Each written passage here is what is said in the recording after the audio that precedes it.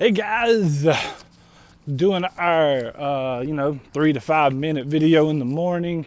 The emphasis being on the Word, on the God, on Christ. Man, it's all about Jesus. I have a 4th through 6th grade class that I teach at the church a couple times a month. And one of the questions we ask every day, and that's really been the theme of what we've been talking about, is who's the hero of the Bible? And the hero of the Bible is always Jesus. The Bible is always primarily, singularly about Jesus Christ. It ain't about us. It's not about you. It's not about me. Now, here's the great thing. Because he loves us a lot, you can't talk about Jesus without it coming back to us. And so when the Bible talks a lot about Jesus, it talks a lot about his brothers and sisters under the father figure of God the Father, which is us, and his bride, which is us. And so, are we in there? Absolutely. Are there things for us? Absolutely. But it's mostly to us about not us. It's about God. And so we've been trying to see that in the Old Testament. And really quick, I want to pause.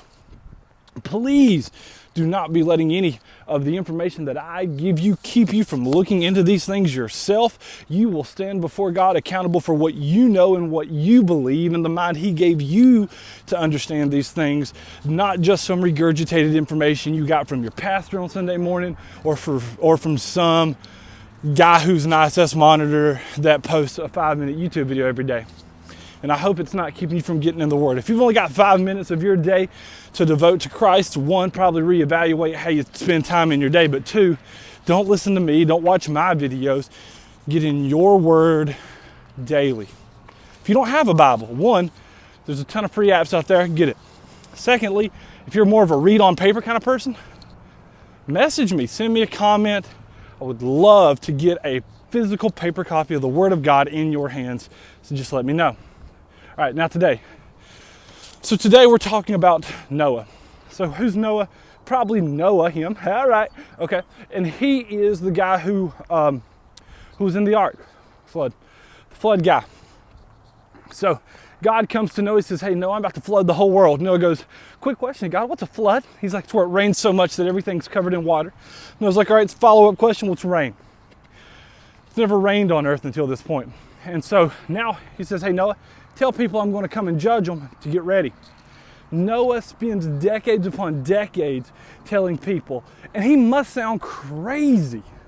I mean, he's telling them about something that has never happened and that it will kill everyone because they're being unpleasing to God. Like, that's just beyond nuts. And he does this faithfully.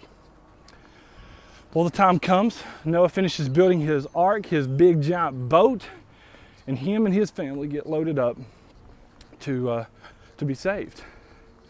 And so they get in the boat, door closes, rains and rains and rains and rains. Him and his family are in this boat, and sure enough, flood covers the earth. Real interesting fact. Every culture has a global flood story. It's like every culture in the world knows this is true, even if they don't know of Christ, if they don't know of the Bible. Give it a look. It's interesting. It's called a monomyth. Check it out. So that's Noah. And then, of course, they get off the boat. So what's this story? Once again, sometimes we look at us, or we see these stories and we think of us. Well, if we trust God, God's going to deliver us from evil, wicked things. That's not the story. You know who we are in this story of Noah? We're Noah's sons and daughters. And if you're sitting here thinking, I don't know a lot about Noah's sons and daughters. Yeah, because they're not a big part of this story. They just get saved from the flood because pretty much their relationship with Noah. Noah's the one that does the work. Noah's the one that has to preach this message and be ridiculed. And that's Christ. He's the one who prepared a way while looking foolish and silly for us. Noah's sons and daughters, they get saved from the judgment of God because of their relationship with him.